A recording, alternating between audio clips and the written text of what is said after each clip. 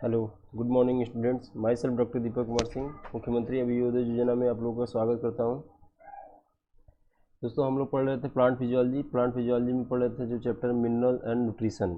Mineral nutrition में एक chapter already एक दिन हम लोग ऑलरेडी पढ़ चुके हैं, एक क्लास, जिसमें हम लोगों ने पढ़ा था कि क्या होते हैं एसेंशियल एलिमेंट्स और क्या होते हैं इनऑर्गेनिक, एक्चुअली मिनरल न्यूट्रिएंट्स क्या होते हैं और वो इनऑर्गेनिक एटलीस्ट क्या है, वो इनऑर्गेनिक ही न्यूट्रिएंट होते हैं, और क्या होता है इसेंशियल एलिमेंट और क्या होते हैं बेनिफिशियल एलिमेंट्स, और क्या ऐसे कौन कौन सी क्राइटेरिया हो गई जो किसी पर्टिकुलर एलिमेंट को हम इसेंशियल एलिमेंट कह सकते हैं। वो सब हम लोगों ने देखा था। उसके बाद देखा था रोल ऑफ माइक्रो न्यूट्रिएंट्स क्या होते हैं, कैसे वो प्लांट में किस किस तरह से रोल प्ले करते हैं, कैसे कोएंजाइम की तरह करते हैं, कैसे ऑस्मोटिक बैलेंस में करते हैं, कैसे डिफरेंट एंजाइम के जो रिएक्शंस होते हैं, बायोकेमिकल रिएक्शन, उसमें एंजाइम के साथ मिलके क्या करते हैं, एक्टिवेट करते हैं, कैसे कैटालिटिक एक्टिविटी को परफॉर्म करते हैं। अभी उसके बाद हम लोगों ने ये पढ़ा था कि जो मिनरल्स होते हैं वो जो होते हैं एक पर्टिकुलर कंसंट्रेशन पे ही वो क्या करते हैं, वर्क करते हैं। उनकी एक मिनिमम रिक्वायरमेंट जो होती है, सबकी अलग अलग डोज होती हैं। तो इसेंशियल एलिमेंट को हम लोगों ने दो भागों में बांटा था, एक क्या होता माइक्रो न्यूट्रिएंट, एक क्या था मैक्रो न्यूट्रिएंट। ये डिवीजन किस बेसिस पे था? ये डिवीजन था क्वांटिटेटिव, जिस क्वांटिटी की ज़रूरत पड़ेगी जिस जैसी प्लांट को, उसके बेसिस पे ये था। तो अगर ज़्यादा क्वांटिटी चाहिए तो अमाउंट में एक यूनिट तय की गई है कि अगर इस इतने पे इससे ज़्यादा अगर अमाउंट होगी प्लांट में तो उसको क्या कहेंगे, मैक्रोन्यूट्रिएंट। अगर उससे कम होगी तो उसको क्या कहेंगे, माइक्रोन्यूट्रिएंट रिक्वायरमेंट। तो उसमें हम लोगों ने उनका नाम भी जाना। ऐसे 17 एलिमेंट्स हम लोगों ने देखा था इसेंशियल एलिमेंट, जो कि जो क्राइटेरिया ऑफ एसेंशियलिटी थी वो कौन कौन सी थी क्राइटेरिया ऑफ एसेंशियलिटी? वो क्या थी कि can not complete their life cycle. अगर प्लांट में वह एलिमेंट एसेंशियल होगा जो ये तीन क्राइटेरिया फुलफिल करेगा। पहला, एसेंशियलिटी होनी, वो इतना एसेंशियल होना चाहिए कि बिना उसके प्लांट जो है अपनी लाइफ साइकिल कंप्लीट नहीं कर पाए। दूसरा है कि उसके जगह पे कोई दूसरा एलिमेंट रिप्लेस करके यूज करने पे उसकी कमी क्षतिपूर्ति नहीं होने पाए, तो कैन नॉट बी रिप्लेसेबल। दूसरा, तीसरा था कि डायरेक्ट इन्वॉल्व हो मेटाबॉलिज्म में। जो बहुत से मेटाबॉलिक रिएक्शंस चलते हैं उनमें डायरेक्टली इनका इन्वॉल्वमेंट है। तो इन सब क्राइटेरिया को देखें तो हम देखते हैं मोर देन 105 जो एलिमेंट्स है डिस्कवर्ड है, लेकिन उसमें से केवल 17 ऐसे थे जिनको हमने ये देखा कि वो इसेंशियल एलिमेंट है। उस इसेंशियल एलिमेंट को हमने 17 को दो भागों में बांटा, बेसिस ऑफ रिक्वायरमेंट, क्वांटिटी के बेसिस पे जिस तरह से प्लांट को रिक्वायर है। तो उसमें से हमने ये देखा कि कुछ जो थे मेजर जो है वो क्या है, माइक्रोन्यूट्रिएंट्स हैं जिन ज़्यादा लार्ज अमाउंट चाहिए था, और जो कम अमाउंट में रिक्वायरमेंट थे जिसकी इसको कहते हैं माइक्रोन्यूट्रिएंट। अब ये बात हो गई माइक्रो न्यूट्रिएंट। अब ये जो माइक्रो न्यूट्रिएंट था, तो जो प्लांट होता है वो क्या करता है, एक सर्टेन लेवल तक के कंसंट्रेशन को ही वो क्या करता है, लेता है। उस कंसंट्रेशन को जिस पे वो मैक्सिमम एब्जॉर्प्शन अपना शो करता है किसी पर्टिकुलर एलिमेंट के लिए या एसेंशियल एलिमेंट के लिए, उसको कहते हैं उसका ऑप्टिमम रेंज। ऑप्टिमम रेंज या ऑप्टिमम कंसंट्रेशन कहते हैं। इस ऑप्टिमम रेंज थोड़ा सा रेंज होता है कि हाँ इससे थोड़ा ज़्यादा होगा या कम होगा तो बैलेंस हो सकता है। लेकिन अगर इस ऑप्टिमम रेंज से ये नीचे हुआ तो ये कह सकते हैं कि ये क्या हो जाएगा, इसमें क्या हो जाएगा, डिफिशियंसी सिम्टम आ जाएगी, कमी आ जाएगी, डिफिशियंसी आ जाएगी, और उसकी वजह से क्या जनरेट होगा, सिम्टम जनरेट होगा प्लांट में, सिम्टम्स। उसके वजह से क्या हो जाएगा, सिम्टम जनरेट होगा।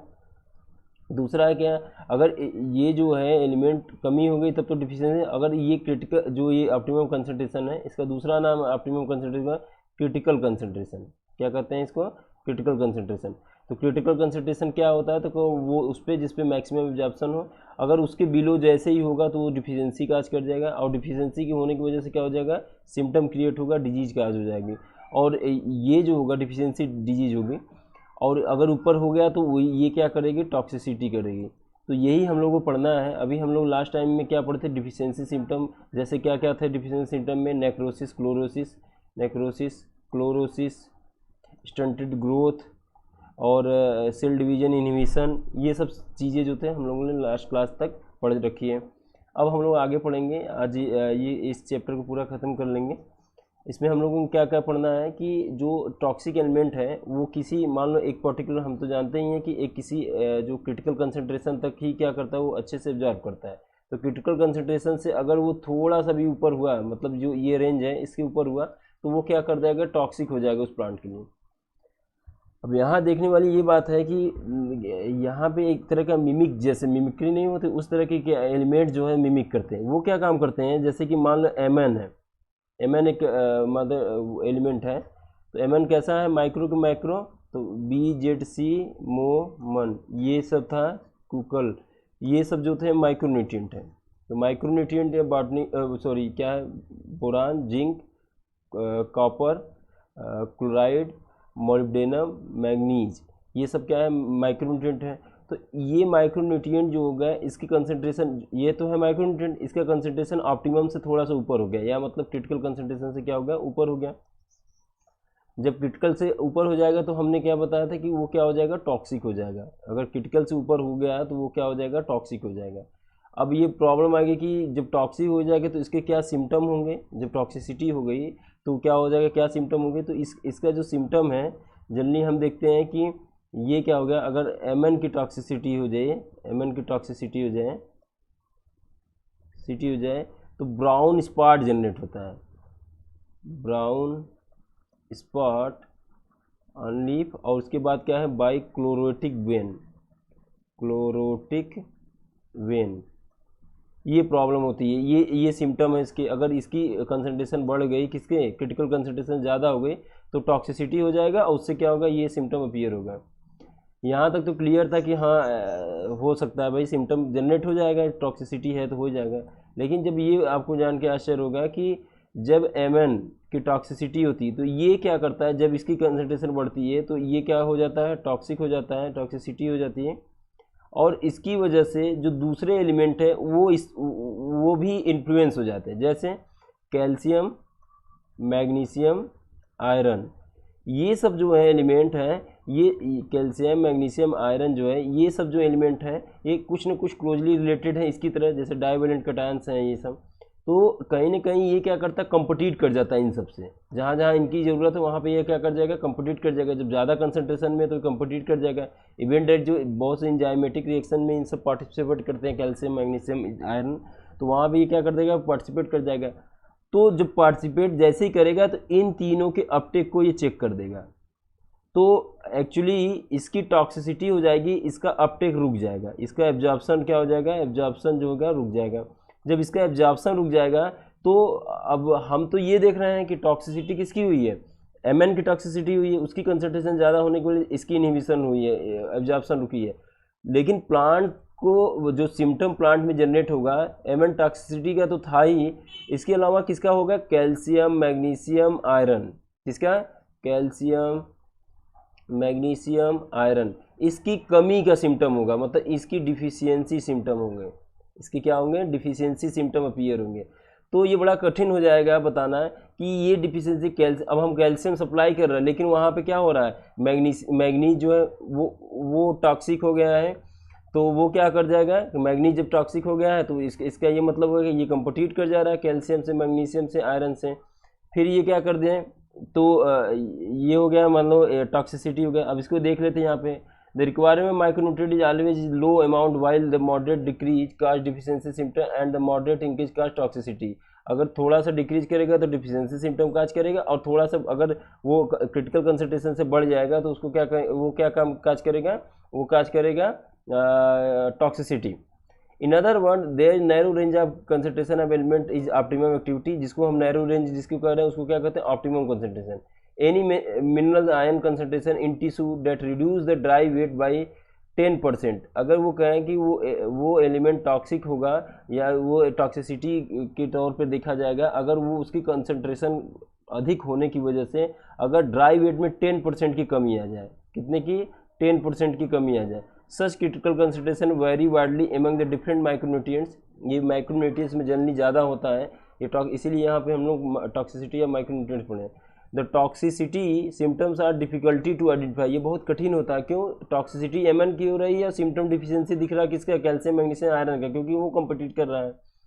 Toxicity level for any element also very from different plant, ये भी डिपेंड करता है, जैसे एक प्लांट कोई ए है दूसरा प्लांट कोई बी है, तो ये प्लांट जो होता है कि थोड़ा ज़्यादा कंसंट्रेशन को क्या करता है, ये वेरी करता है, और मतलब ये टॉलरेट कर सकता है, ये थोड़ा कम को कर सकता है, तो ये जल्दी टॉक्सिसिटी शो कर देगा, ये थोड़ा लेट में करेगा बी वाला। Many a times excess of an element may inhibit the uptake of another element. For example, the prominent symptom of manganese toxicity यही जो है, the appearance of brown spots surrounded by chlorotic vein is the symptom है ये.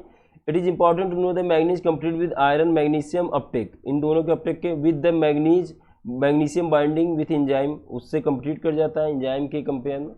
Manganese also inhibit the calcium translocation suit effects, उसके calcium के translocation पे भी वो क्या कर देता है, चेक कर देता है. देयरफॉर एक्सेस मैग्नीज में in fact induce the deficiency of iron magnesium calcium, यही है आयरन मैग्नीशियम कैल्शियम. दस the appear the symptom manganese toxicity actually the deficiency of symptom iron. ये तो अगर ये ऐसे कुछ इन्फॉर्मेशन हमको पता हो तो गार्डनर हार्टिकल्चर वाले जो होते हैं उनको क्या प्रोडक्टिविटी करने में बहुत ही मदद करेगा. एज ए बॉटनिस्ट अगर हम लोग होंगे तब भी वो क्या करेगा, वो एक तरह से मदद करेगी हमको जानने में. अब आते हैं बात मैकेनिज्म या एब्जॉर्प्शन ऑफ एलिमेंट कैसे एब्जॉर्ब होते हैं प्लांट में. तो प्लांट एब्जॉर्ब जानते हैं कहाँ से होता है. एक तो पहले ही क्लियर कॉन्सेप्ट है कि रूट से होता है. रूट में क्या होता है, रूट हेयर लगे होते हैं, एब्जॉर्प्शन होता है. अब यहाँ पे जो होता है बहुत से आयंस हैं, तो आयंस को हम क्या कहते हैं, फ्लक्स कहते हैं. आयंस को क्या कहते हैं, फ्लक्स कहते हैं. ये दो तरह से हो सकता है. एक हो सकता है इनफ्लक्स और दूसरा क्या हो सकता है, आउटफ्लक्स. तो जो इनफ्लक्स होगा और आउट जो बाहर का होगा उसको कहेंगे ई फ्लक्स. देखो यहाँ पे यहाँ डबल एफ होता है, यहाँ पे एक ही एफ होता है. तो फ्लक्स किसे कहेंगे, जो आयन का मूवमेंट है. तो आयन का मूवमेंट अगर इनसाइड हो रहा है, इनसाइड मूवमेंट हो रहा है तो उसको कहेंगे इनफ्लक्स. अगर आउटसाइड हो रहा है तो क्या कहेंगे, ई फ्लक्स. इनफ्लक्स हो सकता है, आउटफ्लक्स हो सकता है रूट हेयर में. तो अब ये डिपेंड करता है कि किस तरह से होता है. तो हम जानते हैं आयन दोनों तरह से हो सकते हैं. एक्टिव एब्जॉर्प्शन भी हो सकता है, पहले पढ़े थे हम लोगों ने, और पैसिव एब्जॉर्प्शन हो सकता है. अब ये यहाँ पूछ रहा है कि एपोप्लास्ट और सिम्प्लास्ट के टर्म में बताइए. एपोप्लास्ट और सिम्प्लास्ट के टर्म में. तो एपोप्लास्ट और सिम्प्लास्ट में एपोप्लास्ट क्या था, इंटरसेलुलर कनेक्शन था या इंटरसेलुलर स्पेस से ये जाता था. अभी इसमें से जा रहा है कौन, एपोप्लास्ट. तो ये फास्ट मूवमेंट होता था और इसमें क्या होता, कोई एनर्जी नहीं लगती थी, इसलिए इसको क्या कौन सी प्रोसेस करते थे, पैसिव प्रोसेस. सिम्प्लास्ट क्या होता है, प्लाज्मा डिस्माटा के थ्रू जाता था इंटरसाइटोप्लाज्मी, जो कि किसकी साइटोप्लाज्मी स्ट्रीमिंग जो साइक्लोसिस जो थी ना उसकी वजह से भी होती थी. तो ये एक तरह का क्या था, स्लो प्रोसेस थी.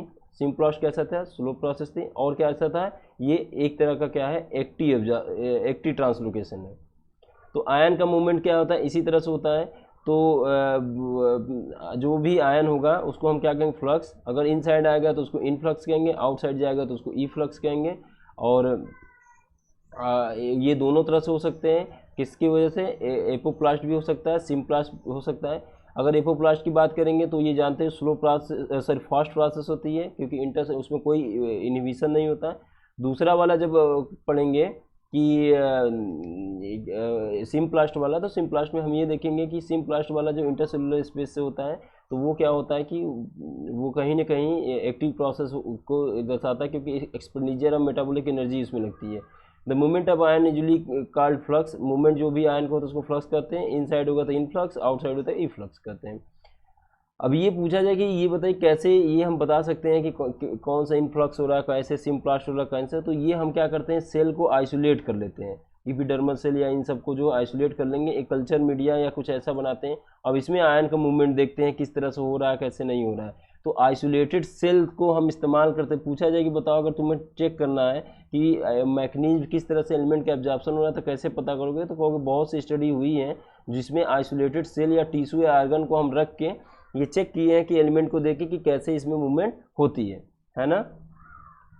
अब आती है बात जो है ट्रांसलोकेशन ऑफ सल्यूट. ये ऑलरेडी पढ़ रखा है हम लोगों ने कि सल्यूट का ट्रांसलोकेशन कैसे होता है. तो फ्लोएम करता है ट्रांसलोकेशन सल्यूट का, लेकिन मिनरल साल्ट का कौन करता था, वाटर और प्लस मिनरल साल्ट, ये कौन करता था, जाइलम. मिनरल्स को, वाटर और मिनरल्स को कौन करता था, ये क्या था, जाइलम तुम्हारा करता था. और फ्लोएम जो करता था किसको करता था, फूड को जिसको सल्यूट को. अब बहुत से ऐसे थे जो दोनों में इंटर कन्वर्टेड होते थे, जैसे पीजीआर हो गया, प्लांट ग्रोथ रेगुलेटर. तो कहीं ना कहीं इसमें भी होता है, कहीं कहीं इस भी होता है. वाटर है तो वाटर इससे भी होता है, लेकिन फ्लोएम को ट्रांसलोकेशन के लिए, इसकी ऑस्मोसिस मेंटेन करने के लिए, हाई टारगेट प्रेशर के लिए वो भी मूव करता है यहाँ पे, जो ट्रांसलोकेशन आप सल्यूट में पढ़े थे हम लोग. ये पता कैसे चलेगा कि कौन सा मिनरल जो है, जैसे ये प्लांट है जाइलम है, इसमें मिनरल जा रहा है, एमएन जा रहा है, या मान लो कि कैल्शियम जा रहा है, कैसे पता करेंगे कि यहाँ पे कैल्शियम ही आ रहा है जो, तो हम क्या करेंगे, इसको एक कंटेनर में रखेंगे, कंटेनर में रखने के बाद क्या किया, कैल्शियम लिए, इसको रेडियो लेबल्ड कर दिए, रेडियो एक्टिविटी की वजह से ये टेंडेंसी होती है, रेडियो लेबल जब इसको कर दिया कैल्शियम को, तो जब ये रेडियो लेबल कैल्शियम यहाँ आया, जब अब टिप पे देख रहे हैं या जाइलम वेसल्स में, या जो इसका एक्सक्रूड था जो सप्लाई हो रहा था उसमें देख रहे हैं, तो ये रेडियो कैल्शियम बहुत तरह के हैं, एक कैल्शियम ऐसा है, एक कैल्शियम ऐसा है, लेकिन जो रेडियो लेवल अगर उसी पाथ से आया तो हम पाथ भी बता सकते हैं। तो रेडियो एक्टिविटी या रेडियो लेवल जो एलिमेंट होते हैं उनका इस्तेमाल हम किस पाथ को ट्रैक करने के लिए हम यूज कर सकते हैं। तो अगर हम उस तरह का जैसे ट्रैकिंग कर दें, रेडियो लेवल के इस्तेमाल हम लोग बहुत से जो बायोकेमिकल पाथवे उसको डिटरमाइन करने के लिए करते हैं। जैसे कि मान लो अगर एक्स कोई है कंपाउंड और इसको रेडियो लेबल कर दिया और उसको रिएक्ट करा वाई से, फिर एक्स है रेडियो लेबल्ड, इसको रिएक्ट करा ए से। अब ये जो होगा, ये जो है एक्स है, ये रेडियो लेबल नहीं है, यहाँ पे क्या कर दिए, वाई से कराया। जब इसका प्रोडक्ट आएगा तो इसमें रेडियो लेबल्ड आएगा, इसमें वाले में रेडियो लेबल नहीं आएगा, तो इससे ये पता चल जाएगा कि हाँ इस वाले रिएक्शन में रेडियो लेबल्ड आया हुआ है। फर्दर ये किससे रिएक्ट करेगा, जहाँ जहाँ रेडियो लेबल को हम ट्रेस करेंगे कहाँ कहाँ गया, तो उस तरह से ये बताएंगे कि इसका पाथवे इस तरह से, जैसे इसमें से ये टूटा, इसमें से वो टूटा, ऐसे करके बताते हैं। ये यही बातें यहाँ पे है mention.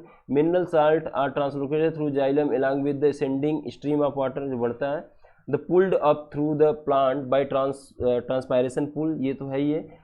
Analysis of xylem saps show the presence of minerals in salt in use of radio isotope, यही यूज किया जाता है। Minerals also substance the we that they are transport through the xylem, ये बताता है कि कैसे होता है। अब आता है सॉयल। सॉयल क्या होता है, तो सॉयल, अभी जो सॉइललेस कल्चर को क्या कहते हैं हम लोग, हाइड्रोपोनिक्स। हाइड्रोपोनिक्स जो क्या था, वाटर में हम लोग जो कल्चर करते थे उसको क्या कहते थे, हाइड्रोपोनिक्स कहते थे। अब ये कह रहा है कि सॉयल का क्या क्या रोल है, तो सॉयल का तो सबसे मेन रिजर्वायर होता है ना एलिमेंट का, तो सॉयल बनता क्या है उसको, तो उसको क्या कहते हैं, वेदरिंग कहते हैं। वेदरिंग कहते हैं सॉयल को, फॉर्मेशन को वेदरिंग कहते हैं। तो जैसे ये रॉक है मान लो, और ये सब रॉक है, तो इसमें क्या होगा, ये ब्रेक डाउन होगा, तो इसका ब्रेक डाउन जब होगा रॉक का, तो ये क्या होगा, सॉयल बनेगा, सॉयल बनेगा। और सॉयल जब बनेगा ब्रेक डाउन, इसको क्या कहते हैं, ये वेदरिंग हो जाए, या कहते हैं ब्रेक डाउन ऑफ रॉक, इसके टूटने की वजह से सॉयल फॉर्मेशन हुआ। अब इसमें ही क्या होगा, जो होगा बनेगा। तो रॉक के जो ये जो रॉक था जो विदरिंग हुआ, इसमें क्या था, मिनरल्स था, क्या था, मिनरल्स था। अब ये मिनरल्स को सॉइल में प्लांट लगा, प्लांट एब्जॉर्ब किया, तो प्लांट जो है अपने न्यूट्रिशन में बहुत से न्यूट्रिशन के बहुत से रिएक्शंस में इसको इन्वॉल्व किया है, इसलिए हम अब इस न्यूट्रिशन को कहते हैं मिनरल न्यूट्रिशन। मिनरल न्यूट्रिशन, ये वाला प्रोसेस आप पढ़े होंगे कि सॉइल फॉर्मेशन के जब सबसे मान लो बेयर सक्सेशन में पड़ा होगा, तो लाइकेन जो होता है सबसे पहले आता है, जो कुछ एसिड रिलीज करता है, जिससे क्या होता है कि ये सॉइल फॉर्मेशन पेडोजिनेसिस में क्या करता है, मदद करता है। सॉइल की स्टडी को क्या कहते हैं, पेडोलॉजी कहते हैं। और जो सॉइल फॉर्मेशन होता है, तो ये क्या कहते हैं, सॉइल जब बना उसमें मिनरल्स आए, मिनरल्स में ही हम क्या ग्रो कराएं। एक तो बात ये हो गई। दूसरा सॉइल और क्या होता है, तो सॉइल क्या करता है, सॉइल जो होता है बहुत सा जो एरेशन जो होता है वो प्रोवाइड करता है, ऑक्सीजन को प्रोवाइड करता है, जैसे प्लांट के रूट को मिलता रहे, तो गैसेस एक्सचेंज के लिए भी बहुत अच्छा है। दूसरा सॉइल जो होता है बहुत से माइक्रो ऑर्गेनिज्म को भी, एमसीवीएस को भी, माइक्रो ऑर्गेनिज्म को भी इसमें ग्रो करने के लिए देता है, जो प्लांट को कहीं ना कहीं मदद ही करते हैं न्यूट्रिएंट सप्लाई में और इवेंट रेट बहुत सी चीज़। जैसे नाइट्रोजन फिक्सिंग है तो उसमें भी अगर सॉइल में रहेगा तो होगा। दूसरा क्या है, होल्डिंग के लिए क्या होता है, जो सॉइल होता है बेड बनाता है, स्टेबलाइज करता है कि प्लांट होल्ड, इतना बड़ा बड़ा पौधा जो होता है, बड़े बड़े पौधों को ये होल्ड करके रखा रहता है और न्यूट्रिएंट कंटिन्यूस सप्लाई करता है। तो सॉइल अल्टीमेटली क्या है कि वाटर को होल्ड करने का काम करता है। तो क्या क्या कर सकता है, तो वाटर को होल्ड करता है, पहला सॉइल का रोल क्या है, वाटर होल्ड का। दूसरा क्या है कि माइक्रोब्स को ग्रो करने के लिए जगह देता है, जो कि बेनिफिशियल हो जाते हैं कभी कभी बहुत बार। और ये क्या होता है, दूसरा तीसरा क्या होता है कि जो होता है कि इसमें एरेशन के लिए दे देता है, जिससे कि प्रॉपर हो जाए। और चौथा जो कर सकते हो कि ये क्या कहते हैं, जैसे यहाँ पे N2 फिक्सिंग बैक्टीरिया लिख सकते हो माइक्रोब्स वाले में। चौथा जो होता है कि मिनरल सप्लाई करता है, मिनरल्स स्टोर किया रहता है, जो कि सप्लाई करता है मिनरल्स के। तो ये सब सारी बातें हैं कि हैं, जैसे कि इसमें अब जैसे मान लो सॉइल है, कोई सॉइल में मिनरल सप्लाई करता है लेकिन उसकी कमी हो गई, तो हम बाहर से फर्टिलाइजर देंगे। जैसे मान लो नाइट्रोजन की कमी होगी, फास्फोरस की, पोटेशियम की, यूरिया जो डालते हैं हम लोग, तो जैसे इन सब की कमी हो गई तो हम क्या काम करेंगे, उस सॉइल को इनरिच बनाएंगे। मान लो वेदरिंग हुआ, उसमें उस मिनरल की कमी हुई, हम खेत में कुछ लगा रहे हैं वो तो हो ही नहीं रहा, तो हम क्या काम करते हैं, बाहर से मिनरल को छिड़कते हैं, इसेंशियल एलिमेंट्स खासकर। तो जैसे कि हम छिड़कते हैं, तो जैसे माइक्रो इसेंशियल एलिमेंट होंगे तो माइक्रो भी हो सकता है और मैक्रो भी हो सकता है। जैसे कि जिंक का छिड़काव करते हैं, तो जिंक की अगर कमी हो जाए, तो अगर पैडी फील्ड वहाँ लग रहा है तो उसमें कौन सा डिजीज हो जाएगा, खैरा डिजीज हो जाएगा। तो जिंक की कमी, ऑक्सीजन की सिंथेसिस रुक जाएगी, तो हम क्या करते हैं, जिंक का छिड़काव करते हैं। गांव में देखा होगा कि जिंक छिड़कते हैं हम लोग धान उन में, तो धान में क्यों छिड़कते हैं, तो ये इन्हीं सब की खैरा डिजीज से बचाता है। दूसरा ऑक्सीजन, ऑक्सीजन जो ग्रोथ हार्मोन है वो जल्दी जल्दी बढ़ाने लगेगा उसको। अब देखो और उसके अलावा देखो एनपीके छिड़कते हैं, किसकी जब कमी हो जाए, पोटेशियम की, फास्फोरस की, नाइट्रोजन। पोटेशियम किस लिए होता था, आयन एनायनिक कैटायनिक बैलेंस के लिए। दूसरा क्या था, स्टोमेटा ओपनिंग के लिए, और बहुत से एंजाइमेटिक रिएक्शन में। और नाइट्रोजन तो जानते ही हो, बहुत ही इंपॉर्टेंट एलिमेंट है, जो कि अमीनो एसिड, प्रोटीन्स, हार्मोन्स हो गए, विटामिन्स हो गए, क्लोरोफिल हो गया, पिगमेंट्स हो गए, ये सब में ये क्या करता है। अब फास्फोरस तो बहुत है, और भी समझ सकते हो कि ये एटीपी में होता है, डीएनए में होता है, और बहुत से जो रिएक्शन, जैसे जितने भी फास्फोराइलेशन रिएक्शन होते हैं उन सब में ये पार्टिसिपेट करता है। तो ये था तुम्हारा रिजर्वायर। तो अब आते हैं, जो इतना तो सारी बातें थी, मिनरल न्यूट्रिशन कैसे होता है, कैसे बेड होता है, क्या होता है सॉइल का, कैसे होल्ड करता है वाटर को, माइक्रोब्स को कैसे ग्रो कराता है, कैसे मिनरल्स को देता है, कैसे सॉइल फॉर्मेशन होता है, ये सब सारी बातें पढ़ने। उसमें से सबसे जो इम्पोर्टेंट साइकिल चलती है औरों के कंपेयर में देखा जाए तो बहुत इंपॉर्टेंट ही है, वो क्योंकि नाइट्रोजन। नाइट्रोजन जो हमारे एटमॉस्फेयर में है वो मोर देन 70%, या कह लो कि कितना पाया जाता है, 78% के आसपास, अबाउट 78 या प्लस माइनस है। तो इतना हमारे एटमॉस्फेयर में पाया जाता है। लेकिन इस नाइट्रोजन का प्लांट एब्जॉर्ब नहीं कर पाता उसको, क्योंकि ये किस फॉर्म में पाया जाए, एटमॉस्फेरिक फॉर्म में है, और ये मालिकुलर फॉर्म N2 के फॉर्म में रहता है, एटमॉस्फेयर में रहता है। और सॉइल से ही क्या करता है, प्लांट एब्जॉर्ब करता है। तो सॉइल सोचता है कि ऐसा करते हैं, जैसे CO2 को फिक्स करते हैं, वैसे ही किसको फिक्स कर दें, N2 को फिक्स कर दें। लेकिन ऐसा पॉसिबल ही नहीं, अभी तक कोई ऐसा यूकैरियोट या नेचर ने ऐसा कुछ बनाया ही नहीं कि N2, अगर ऐसा हो जाता तो इतना इंटरेस्टिंग बात हो जाती। जो नाइट्रोजन एक लिमिटिंग एलिमेंट है, मतलब ये हमेशा कमी इसकी महसूस होगी, क्योंकि इतना ये इसकी ज़रूरत है। हर रिएक्शन में एंजाइम चाहिए, वो बना होता है प्रोटीन से। प्रोटीन किससे बना होता है, कि अमीनो एसिड से। तो जाहिर सी बात है कि हर रिएक्शन में जब इसकी ज़रूरत है, तो नाइट्रोजन बहुत ज़्यादा अमाउंट में चाहिए होगा। तो इसकी सप्लाई भी कहाँ से होगी, तो हम लोग क्या करते हैं, तो इसीलिए एनसीईआरटी में इसके बारे में जिक्र किया गया है कि उसको कहते हैं मेटाबॉलिज्म ऑफ नाइट्रोजन। मतलब नाइट्रोजन का मेटाबॉलिज्म प्लांट में कैसे होता है, और क्या होता है नाइट्रोजन साइकिल। तो नाइट्रोजन साइकिल इसलिए इन्होंने बताया है कि पहले हम देख लेते हैं कि नाइट्रोजन में जो ये साइकिल चलती है वो कैसे मदद करती है डिफरेंट स्टेज पे वो नाइट्रोजन को। अब पढ़ते हैं इसको। Apart from carbon, hydrogen and oxygen, nitrogen is the most prevalent element in the living being. Nitrogen is the constituent of amino acid, protein, hormone, chlorophyll, many vitamin.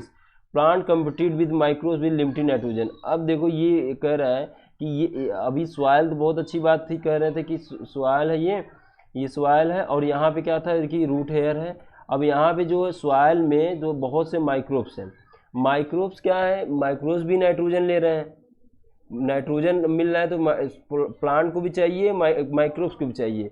अब दोनों compete कर जा रहे हैं आपस में। Plant compete with microbes for limiting nitrogen. Nitrogen की एक तो कमी है, कैसे कैसे करके आया, और वो दोनों कम्पीट कर गए, माइक्रोब्स भी और ये दोनों कम्पीट कर जाते हैं आपस में। तो इज अवेलेबल इन, जो भी सॉइल में अवेलेबल होता है नाइट्रोजन, उसके लिए कम्पीट कर जाए। 10 nitrogen is the limiting nutrient for both natural agriculture system. ये वेरी वेरी इंपॉर्टेंट है। ये कौन सा एलिमेंट जो होता है नेचुरल और एग्रीकल्चर दोनों सिस्टम के लिए होता है लिमिटिंग, तो बताओगे ये नाइट्रोजन एग्जिस्ट। अब देखो नाइट्रोजन साइकिल के बारे में थोड़ा सा पढ़ लेते हैं इधर करके। देखो नाइट्रोजन जो होता है, जब भी कोई जो नाइट्रोजन होता है N2 के फॉर्म में होता है, इसको कहते हैं मालिकुलर फॉर्म। और ये जो होता है ये एक तरह का गैस होता है। तो ये सबसे पहले लेस रिएक्टिव, मोर स्टेबल। तो जो जब ये लेस रिएक्टिव मोर स्टेबल है N2 के फॉर्म में, तो ऐसा क्यों है पहले ये देख लेते हैं। तो इसमें कितने बांड हैं, थ्री ट्रिपल बांड है, मतलब 3 कोवैलेंट बांड है, 3 कोवैलेंट बांड है। अब जब कोई रिएक्टिव नहीं होगा, इसका मतलब वो अपने में खुश है, N2 एकदम खुश है, उसको कोई ज़रूरत नहीं है किसी को देने की, ना किसी से रिएक्ट करने की, क्योंकि वो ट्रिपल बांड से आपस में इनकी दोस्ती इतनी तगड़ी है कि ये क्या 3 बांड बनाते हैं। लोग जैसे कार्बन हाइड्रोजन से एक बांड बना के रखता है, ये तो तुरंत टूट जाएगा, इसको तोड़ना होगा तो बहुत कठिन होगा। तो अब इसको तोड़ना है तभी जाके रिएक्टिव हो पाएगा, तो तोड़ना है तो इतना आसान है नहीं, तो इसको तोड़ कैसे सकते हैं। तो इसके तोड़ने के लिए हमने क्या काम किया कि बहुत से इंडस्ट्रीज जो थे उसमें क्या किया, हम इसको कुछ हाई प्रेशर हाइड्रोजन के साथ रिएक्ट करके, लीच एटलियर्स प्रिंसिपल पढ़ा होगा, ये इंडस्ट्रीज में क्या बना दिए, अमोनिया बना दिए, खूब हाई प्रेशर टेम्परेचर दे दे के क्या कर दिए, इसको अमोनिया बना दिए। तो इंडस्ट्रीज में हम क्या कर दिए, इस तरह से बना दिए, और फिर उससे क्या कर सकते हैं, यूरिया बना सकते हैं, और फिर क्या कहते हैं, यूरिया भी बना सकते हैं। तो इस तरह से हम क्या करते हैं, मार्केट में दे दिए कि चलो आप ये करो। लेकिन नेचर ने कहा कि नहीं, हम वो कुछ ऑर्गेनिज्म, केवल कुछ ऑर्गेनिज्म, वो भी ओनली एक्सक्लूसिवली प्रोकैरियोट, एक्सक्लूसिवली कौन, प्रोकैरियोट, उनको इन्होंने नेचर ने दिया, कहा कि तुम्हारे पास हम कुछ ऐसे एंजाइम या कुछ ऐसी शक्तियाँ देते हैं जो इस ट्रिपल बॉन्ड को ब्रेक करने में तुम सक्षम होगे। तो केवल किसको दिया, केवल प्रोकैरियोट को, और वो भी किसको,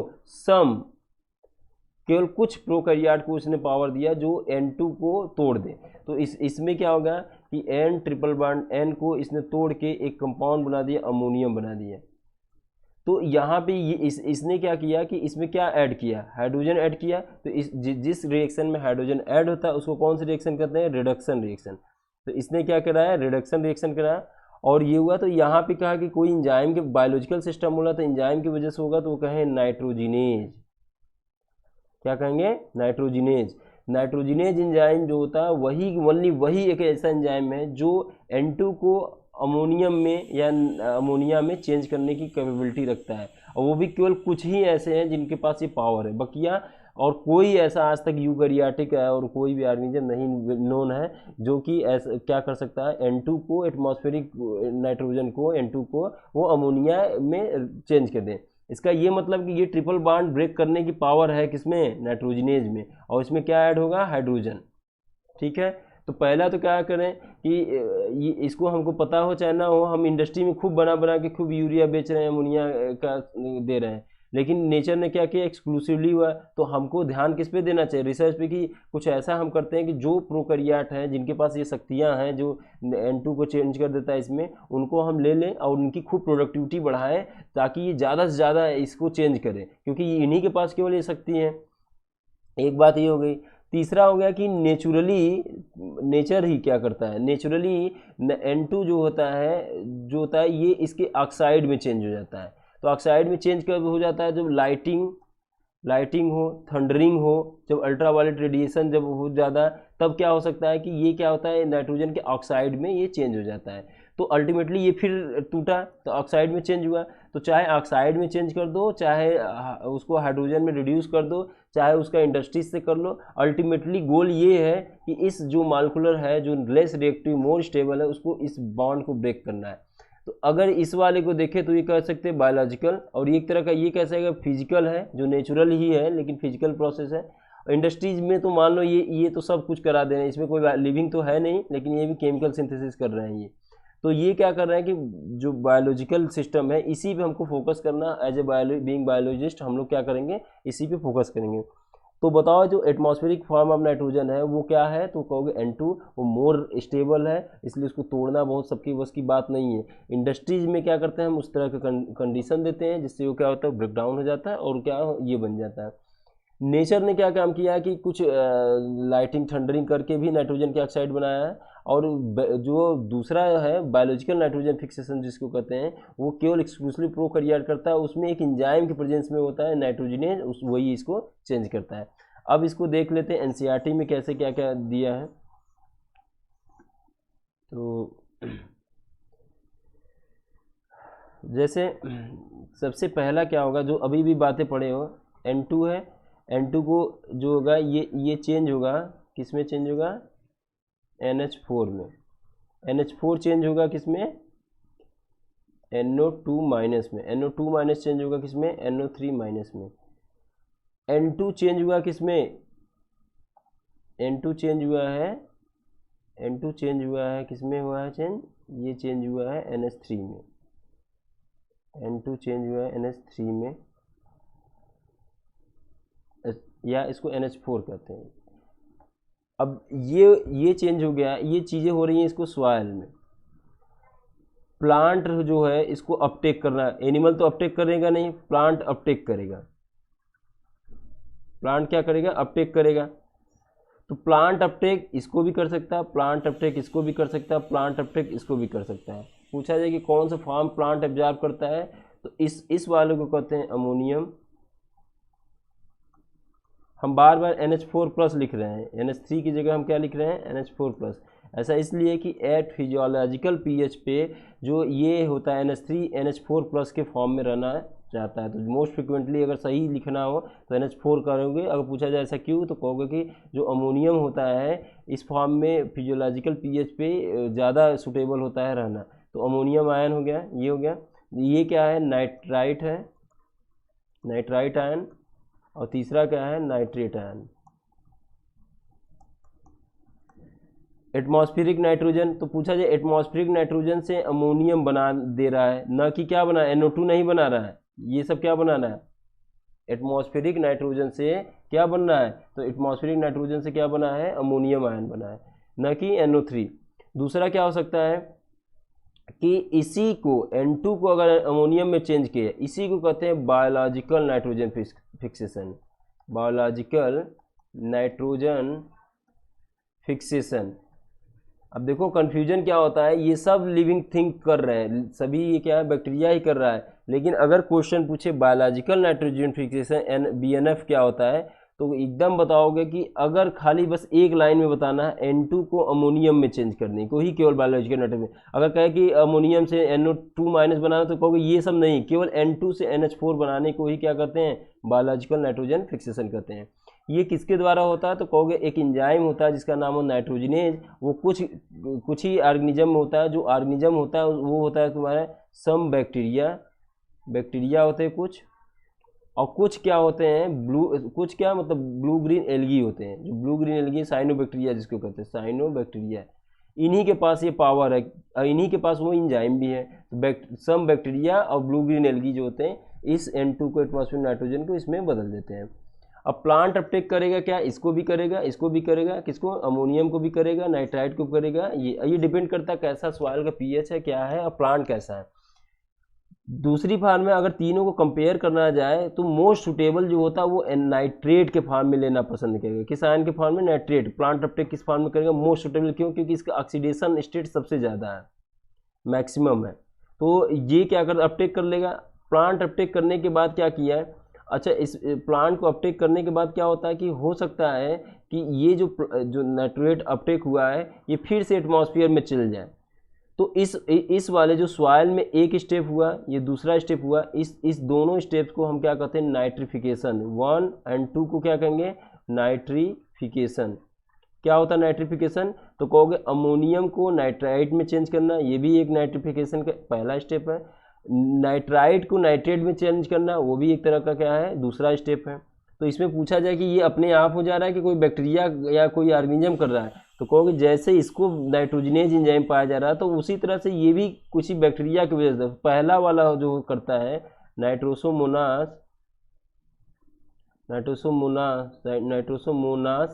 और दूसरा वाला आता है नाइट्रोसोबैक्टर।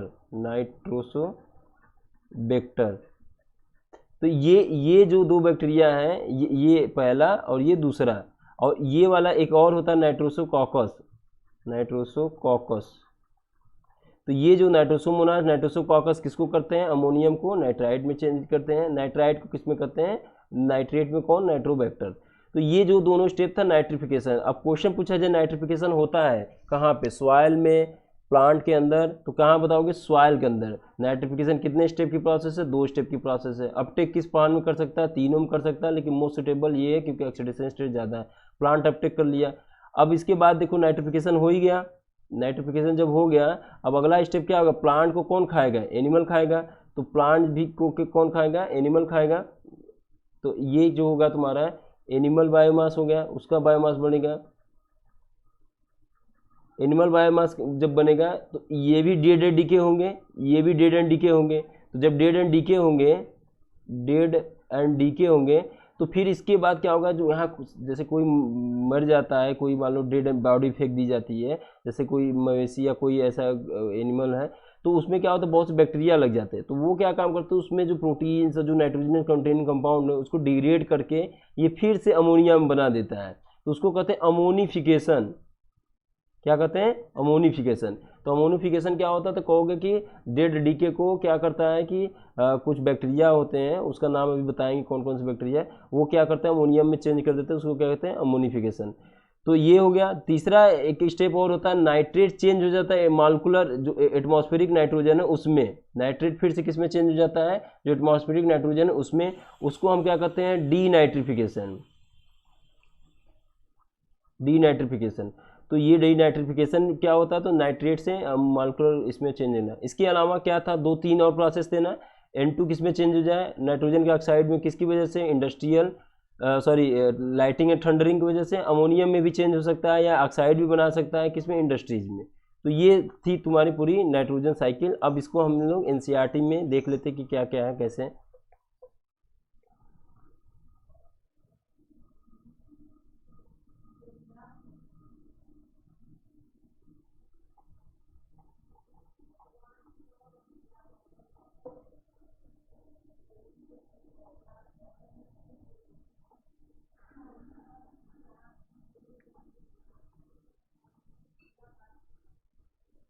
देखो यहाँ पे इस दिख रहा होगा, वही साइकिल है।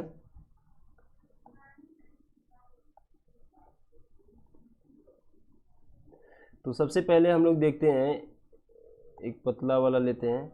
एटमॉस्फेरिक नाइट्रोजन था किस फॉर्म में, N ट्रिपल बॉन्ड N में, बहुत स्टेबल, और ये क्या है, अनरिएक्टिव। इसको हमने क्या किया, बायोलॉजिकल नाइट्रोजन फिक्सेशन किया, इससे NH3 बना दिया। इसको फिजियोलॉजिकल पीएच पे ये क्या होता है, किस फॉर्म में रहना पसंद किया, NH4+ में। तो इसको भी लिखना कोई गलत नहीं है, अमोनियम में चेंज कर दिया। दूसरा क्या किया, इंडस्ट्रीज ने क्या किया, N2 फिक्सेशन किया, तो वो भी अमोनियम को सॉरी N2 को किसके साथ, वाटर हाइड्रोजन के साथ रिएक्ट करके अमोनियम बना लिया।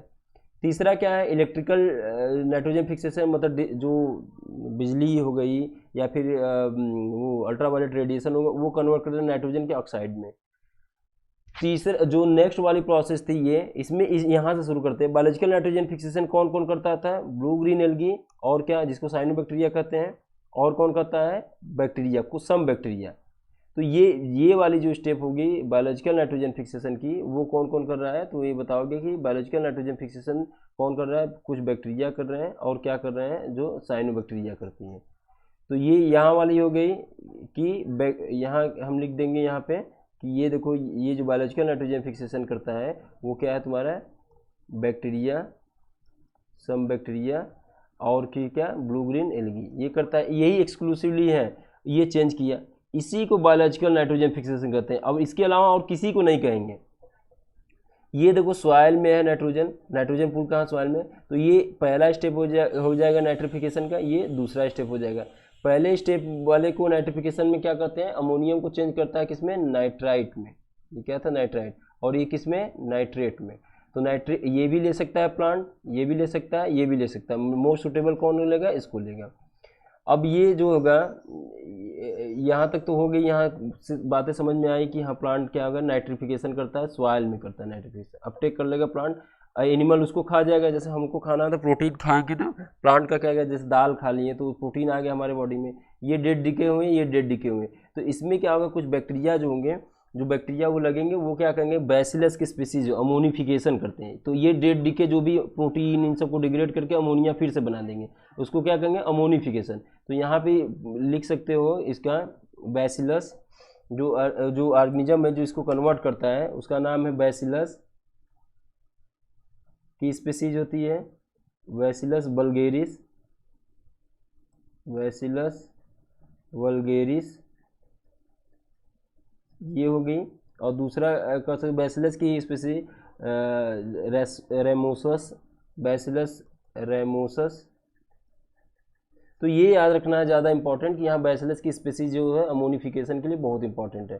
तो अमोनिफिकेशन क्या होता है, तो कहोगे कि डेड डिके मटेरियल का जो होता है उसका डिग्रेडेशन होने के बाद अमोनिया बना देना, इस जो उसी को क्या कहते हैं अमोनिफिकेशन। ये जनरली बैसिलस के जो स्पीसीज होते हैं वो करते हैं, जैसे बैसिलस वल्गेरिस, बैसिलस रेसमोसा और भी है माइकोआइडिस, ये सब करके क्या करते हैं, बैसिलस माइकोआइडिस, बैसिलस रेसमोसा, बैसिलस क्या है क्या कहते हैं वल्गेरिस हो गया, और क्या रेमोसस हो गया, उसके बाद क्या हो गया तुम्हारा माइकोआइडिस हो गया। तो ये जो तीनों है क्या कहता है अमोनिफिकेशन कहते हैं।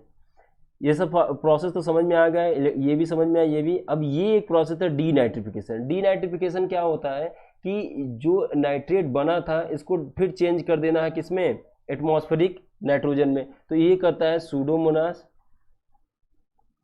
ये भी पूछा जाता है, और थायोबैसिलस। ये दो बैक्टीरिया हैं जो कि वेल नोन होते हैं डीनाइट्रिफिकेशन के लिए। तो हम लोगों ने क्या क्या पढ़ा, पहला पढ़ा बायोलॉजिकल नाइट्रोजन फिक्सेशन, दूसरा पढ़ा क्या नाइट्रिफिकेशन, और तीसरा पढ़ा क्या है अमोनिफिकेशन, और चौथा जो पढ़ा वो क्या पढ़ा है डीनाइट्रिफिकेशन। चौथा जो पढ़ा है डीनाइट्रिफिकेशन, डीनाइट्रिफिकेशन। पहले वाले में कौन था, ब्लू ग्रीन एल्गी और सम बैक्टीरिया। नाइट्रिफिकेशन में कौन था, नाइट्रोसोमोनास, नाइट्रोसोबैक्टर, नाइट्रोसोकॉकस। अमोनिफिकेशन में बैसिलस रेसमोसस और बैसिलस वल्गेरिस, माइकोआइडिस।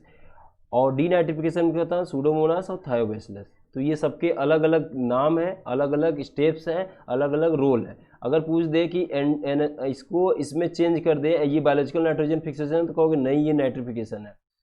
अब ये अगर पूरी साइकिल को तुम देखो, अगर इतना समझ में आ गया तो पूरी साइकिल देखो तो नाइट्रोजन कहाँ कहाँ रह रहा है, इसका पूल क्या है। तो नाइट्रोजन का पूल जो कहाँ कहाँ है, तो नाइट्रोजन का पूल जो है कहाँ कहाँ है, तो 3 जगह है। सबसे पहला तो क्या है एटमॉस्फेयर है, जो सबसे वेल रिजर्वायर है। दूसरा क्या है सॉइल है, सॉइल में आ रहा है। और तीसरा कहाँ है biomass,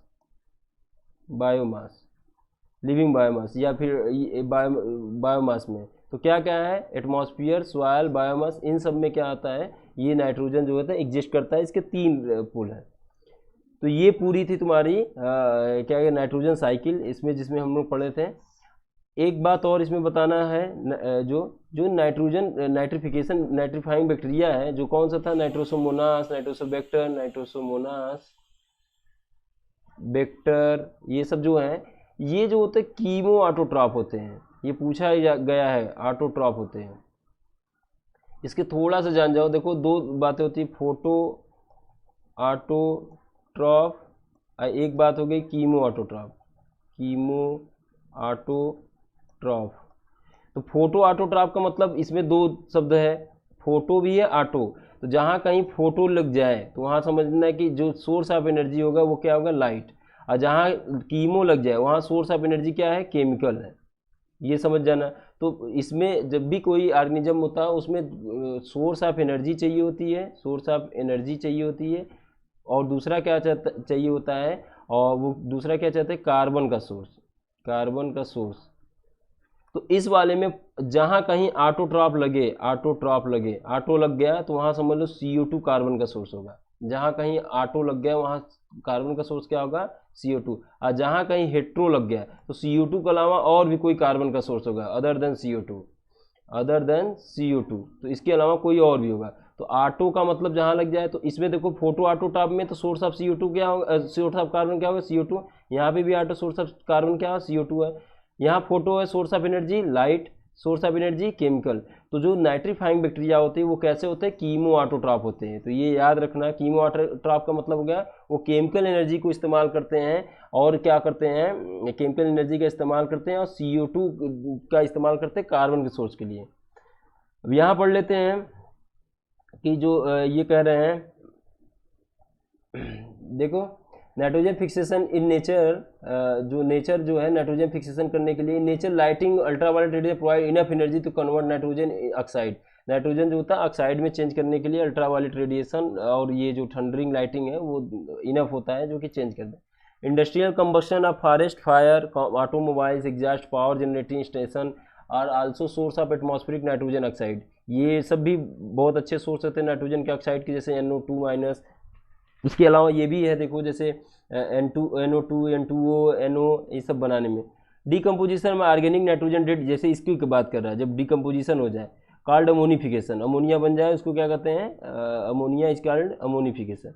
some of the ammonia volatile re enter in the atmosphere but most of the converted into nitrite. अब जो यहाँ आ गया ये फिर से साइकिल में चल जाएगा, लेकिन कुछ ऐसे हो जाते हैं कि एटमॉस्फेयर में उड़ जाते हैं, तो फिर से चले जाते हैं एटमॉस्फेयर में। अब देखो यहाँ पे वही वाली बात रखा है कि जो नाइट्रिफिकेशन 2 स्टेप की प्रोसेस थी, कौन कौन सी थी नाइट्रिफिकेशन। तो पहला था कि यहाँ पे कौन से बैक्टीरिया इन्वॉल्व थे, पहला स्टेप अमोनियम को नाइट्राइड में चेंज करना, नाइट्राइड को फिर किस में, नाइट्रेट में चेंज करना। Ammonia is first oxidised nitride by bacteria Nitrosomonas Nitrosococcus, ये दोनों यहाँ पे बैक्टीरिया काम करते हैं। और ये nitride further oxidise to help the bacterium nitrobacter, यहाँ नाइट्रोबैक्टर काम करता है nitrifying. These nitrifying bacteria chemoautotrop, मतलब chemical source of energy, a CO2 as a carbon source.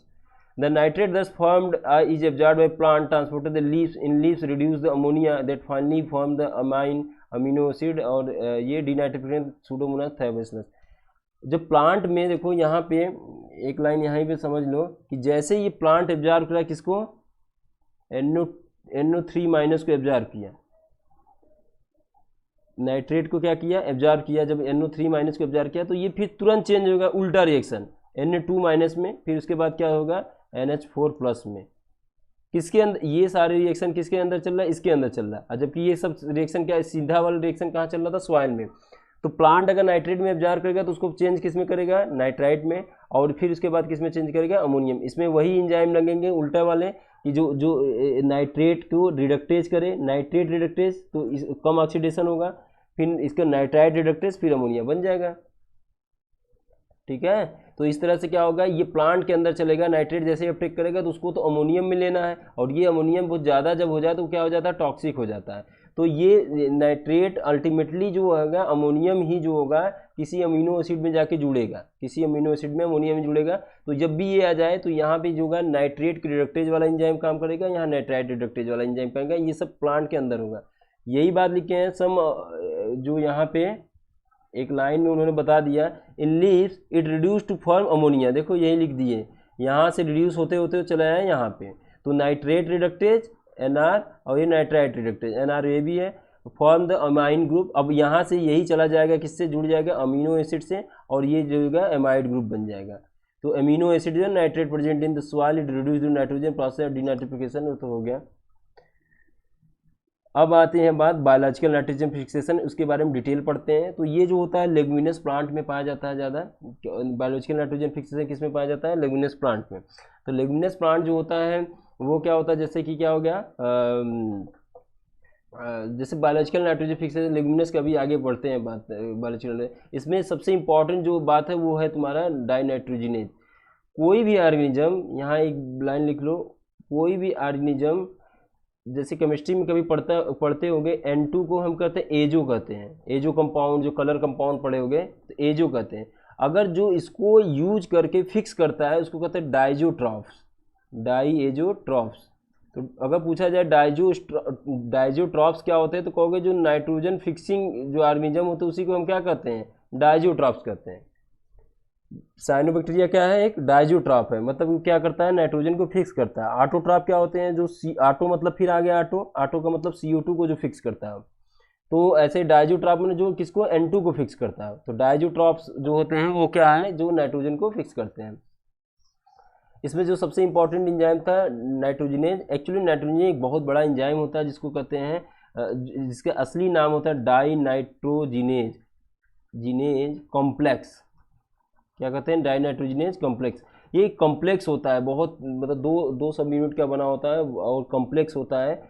तो वो कॉम्प्लेक्स क्या करता है, N2 को NH3 में चेंज करता है। तो यही कह रहा है, very living organism can utilise nitrogen in the form N2 available in air only certain prokaryotes capable to fix. वो कौन है, कुछ साइनोबैक्टीरिया है, कुछ बैक्टीरिया है लिविंग ऑर्गेनिज्म, जिसको बायोलॉजिकल नाइट्रोजन फिक्सेशन कहते हैं। The enzyme nitrogen which capable to reduce exclusively in prokaryote microbes are called N2 fixer, या इसी को दूसरा नाम क्या कहते हैं, डाइजोट्रॉफ। इसी को क्या कहते हैं, डाइजोट्रॉफ्स। ठीक है, ये हो गया। The nitrogen fixing microbe could be free living और सिम्बियोटिक। ये फ्री लिविंग भी हो सकता है और क्या हो सकता है, सिम्बियोटिक भी हो सकता है। तो फ्री लिविंग होने का मतलब ये है कि जैसे बाहर है, मान लो किसी दूसरे से सिम्बियोटिक एसोसिएशन नहीं कर रहा है, तब भी क्या करेगा, नाइट्रोजन फिक्स कर रहा है। तो फ्री लिविंग का जो एग्जाम्पल है वो तुम्हें याद रखना है। फ्री लिविंग में तुम्हारा आता है जो एरोबिक होते हैं, aerobic free living aerobic microbes जो है वो है तुम्हारा एजोटोबैक्टर, ये है एजोटोबैक्टर ए विजरिंकिया। कौन है, एजोटोबैक्टर एंड विजरिंकिया, ठीक है, एजोटोबैक्टर है और क्या है, विजरिंकिया है। In nitrogen fixation could free living symbiotic, तो फ्री लिविंग नाइट्रोजन वेक्टर का तुरंत बताना एजोटोबैक्टर है और ये दोनों क्या एरोबिक होते हैं। जबकि रोडोस्पेरुलम में क्या होता है, एनारोबिक होता है और ये कैसा होता है, फ्री लिविंग होता है। तो फ्री लिविंग तो सब है, पूछा जब कौन सा इसमें से फ्री लिविंग नाइट्रोजन फिक्सिंग है तो कहोगे एजोटोबैक्टर भी है, विजरिंकिया भी है, रोडोस्पेरुलम भी है, ये भी तीनों फ्री लिविंग है। लेकिन पूछा कौन एरोबिक है कौन एनारोबिक, तो कहोगे ये दोनों जो है एजोटोबैक्टर और विजरिंकिया जो है एरोबिक है, जबकि रोडोस्पेरुलम क्या है, एनारोबिक है, ठीक है। In addition to number of cyanobacteria such as Anabaena Nostoc free living nitrogen fixation. Anabaena जो ब्लू ग्रीन एल्गी ये साइनोबैक्टीरिया है, इसमें देखा गया तो ये जो होता है ये बहुत ही इंपॉर्टेंट है। इसमें एक स्ट्रक्चर पाया जाता है जिसका नाम होता है हेट्रोसिस्ट। हेट्रोसिस्ट क्या करता है, N2 को फिक्स करता है, उसमें नाइट्रोजनेज एंजाइम होता है। तो हमने अभी क्या क्या पढ़ा कि फ्री लिविंग में तुम्हारा जो कौन कौन सा आएगा, फ्री लिविंग में एजोटोबैक्टर आएगा, विजरिंकिया आएगा और रोडोस्पेरुलम आएगा। इनमें से ये दोनों विजरिंकिया एजोटोबैक्टर जो है क्या है, फ्री लिविंग है और उसके साथ क्या एरोबिक है, रोडोस्पेरुलम क्या है, एनारोबिक है। और जबकि एनाबीना नास्टा क्या है, एकदम फ्री लिविंग नाइट्रोजन फिक्सेशन करता है, ठीक है, cyanobacteria. Symbiotic biological nitrogen fixation, तो ये सिम्बियोटिक नाइट्रोजन फिक्सेशन जो होता है लेगुमिनस प्लांट में बहुत ज़्यादा होता है, लेकिन नॉन लेगुमिनस प्लांट में भी नाइट्रोजन फिक्सेशन वो सिम्बियोटिक एसोसिएशन देखा गया। तो इसकी सबसे खास बात ये होती है कि रूट नोड्यूल फॉर्म करता है। रूट का क्या बनता है, नोड्यूल बनाता है। नोड्यूल क्या बनाता है, जैसे ये रूट है तो रूट में ऐसे से गांठ की तरह स्ट्रक्चर बनाता था जो पिंक कलर का होता है, पिंक कलर का होता है। इसी में क्या करता है, बैक्टीरिया जाके बैठा रहता है, वो एटमॉस्फेरिक N2 को अमोनिया में चेंज करता रहता है और वो प्लांट फिर उस तरह से इसको एब्जॉर्ब करता है। तो यही है। तो अब ये देखा जाएगा कि लिग्यूमिनस प्लांट में कौन सा है, नॉन लिग्यूमिनस में कौन सा है। तो एक पौधा होता है, जैसे लिग्यूमिनस में तो बहुत से आते हैं, क्लोवर बीन आ गया, broad bean, sweet pea, lenticel, ये सब अल्फा अल्फा स्वीट क्लोवर, ये सब आते हैं। Several type of symbiotic biological nitrogen fixation association are known. The most prominent among them is the legume bacterial relationship species rod shape. ये देखो rhizobium जो होता है सबसे ज़्यादा, ये इसके कई स्पीसीज है, ब्रेडी राइजोबियम, ये जो राइजोबियम है बहुत से स्पीसीज होते हैं। तो राइजोबियम यहाँ पे हम केवल जानेंगे। Rhizobium has been such relationship with the root of the several leguminous such as alpha. मतलब राइजोबियम का जो ये राइजोबियम है इसके बहुत स्पीसीज होते हैं और वो स्पेसिफिक होते हैं किसी पर्टिकुलर प्लांट के लिए जो लेग्यूमिनस के होते। तो ये क्या होता है, ये पौधा क्या हो सकता है, ये पौधा हो सकता है alpha alpha, sweet clover, sweet potato, lenticel, garden pea, broad bean, clover, ETC हो सकता है। तो most common associate root nodule as root is root nodule, nodule formation करता है जो पिंक कलर का होता है। जब हम फ्लावरिंग जैसे होने लगे इसमें तो थोड़ा सा पहले ही जाके देखेंगे उखाड़ के, तो इसमें बहुत गांठ की तरह बना होता है, उसको जब हम माइक्रोस्कोप में देखेंगे तो राइजोबियम देख सकते हैं। The nodule are small outgrowth of the root. The microsphancia also produce nitrogen fixing nodule of non-leguminous plant. देखो यही है, लेग्यूमिनस का तो पढ़ लिए कि पूछा जाए नॉन लेग्यूमिनस में कौन सा है तो कहोगे फ्रैंकिया जो होता है वो जो होता है नाइट्रोजन फिक्सिंग है। और वो किस पौधे में होता है, नॉन लेग्यूमिनस पौधा, जैसे एलनस के पौधे में। एलनस एक पौधा आता है जिसमें फ्रैंकिया जो होता है एक तरह का ये एक्टिनोमाइसिटीज है। फ्रैंकिया एक तरह का क्या है, एक्टिनोमाइसिटीज है जो कि नाइट्रोजन फिक्स करता है किस और नोड्यूल बनाता है और किसमें, नॉन लेग्यूमिनस प्लांट में, रूट नॉन लेग्यूमिनस प्लांट में। Both rhizobium Frankia free living. पहले तो ये सब राइजोबियम जैसे ये प्लांट यहाँ पे बाहर है तो ये पहले फ्री लिविंग रहते हैं, राइजोबियम हो चाहे फ्रैंकिया दोनों फ्री लिविंग में। जैसे ये कुछ सिग्नल भेजेगा प्लांट, जैसे अगर ल्यूमिनस का पौधा होगा तो ये सिग्नल भेजेगा, जैसे कि जैसे देखो ये रूट है, अब यहाँ पे राइजोबियम है, ये राइजोबियम है और यहाँ पे जो है तुम्हारा फ्रैंकिया है। तो फ्रैंकिया यहाँ पे तुम्हारा जो है फ्रैंकिया है, यहाँ फ्रैंकिया है। अब फ्रैंकिया है, राइजोबियम है, तो ये रूट अगर लेगुमिनस वाला होगा तो राइजोबियम को अट्रैक्ट करेगा, तो ये केमिकल कुछ सिक्रेट करेगा। वो केमिकल क्या होता है? फ्लेवोनॉइड्स होते हैं। केमिकल क्या होते हैं? फ्लेवोनॉइड्स। तो ये सिग्नल जब रिलीज करेगा तो ये जाके इसी के रूट हेयर पे जाके अटैच हो जाएगा राइजोबियम। अगर यही एलनस का पौधा होता किसको अट्रैक्ट करता है? एक्टिनोमाइसिटीज फ्रैंकिया को अट्रैक्ट करता है। तो इस तरह से क्या करता है, पहले तो ये फ्री लिविंग थे, लेकिन जैसे ही पास आते हैं, जैसे किसी केमिकल सिग्नल आता है बगल के प्लांट से, तो वो तुरंत मूव करके जाते हैं और वहाँ पे जैसे ही ये नोड्यूल में चले जाते हैं तो वो एनारोबिक करते हैं ताकि नाइट्रोजन फिक्सेशन कर सके। एनारोबिक की बार बार आपको बात इसलिए हम कह रहे हैं कि क्योंकि नाइट्रोजिनेज जो है, ये शक्ति तो बहुत इसको भगवान ने दिया कि नाइट्रोजिनेज जो है एंजाइम बहुत ही अच्छा पावरफुल है, जो N2 को NH4 में चेंज कर देगा। लेकिन अगर इसको एक श्राप भी दे दिए कि अगर तुम्हें ऑक्सीजन दिखे तो तुम एकदम डिग्रेड हो जाओगे या ख़त्म हो जाओगे। तो इसलिए क्या है कि अगर O2 से ये सेंसिटिव है, पूछा जाए नाइट्रोजिनेज किस एंजाइम से सेंसिटिव है तो कहोगे ऑक्सीजन से। अगर ऑक्सीजन इसको देख भी लिया तो ये फिर इसकी वर्क एफिशिएंसी घट जाएगी या धीमे धीमे डिग्रेड हो जाएगा। तो फिर दूसरा फिर क्या हुआ, तो नेचर ने फिर क्या किया कि एक कंपाउंड बनाया जिसका नाम केमिकल बनाया जिसका नाम था लेग हीमोग्लोबिन। लेगुमिनस प्लांट का हीमोग्लोबिन जो ये पिंक कलर का था। किस कलर का? पिंक कलर का। तो जैसे ही ये जाता था नाइट्रोजनेज को बाइंड करने, ये पकड़ लेता था। हीमोग्लोबिन का काम क्या है? ऑक्सीजन पकड़ने का। तो ये जैसे इसको बाइंड कर लेगा O2, ये फिर फ्री होगा, नाइट्रोजन फिक्स करेगा। तो कहा कि ये सब सारी चीज़ें एक ही जगह होंगे। लेग हीमोग्लोबिन ऑक्सीजन को पकड़े रहेगा, स्क्वेंज किए रहेगा, स्क्वेंजर की तरह काम करेगा, नाइट्रोजन को अपना काम करने देगा।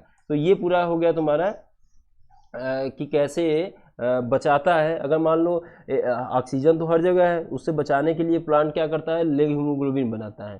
देखो, uproot any one of the common pulse just before flowering. जैसे ही फ्लावरिंग हम देख सकते हैं उस आउटग्रोथ, वो नोड्यूल होगा, उसको कट करेंगे तो उसमें रेड या पिंक कलर का दिखेगा, विच मेक नोड्यूल पिंक। जो पिंक बनाता है वो ड्यू टू लेगुमिनस हीमोग्लोबिन होता है, जिसको शॉर्ट फॉर्म में क्या कहते हैं? लेग हीमोग्लोबिन कहते हैं।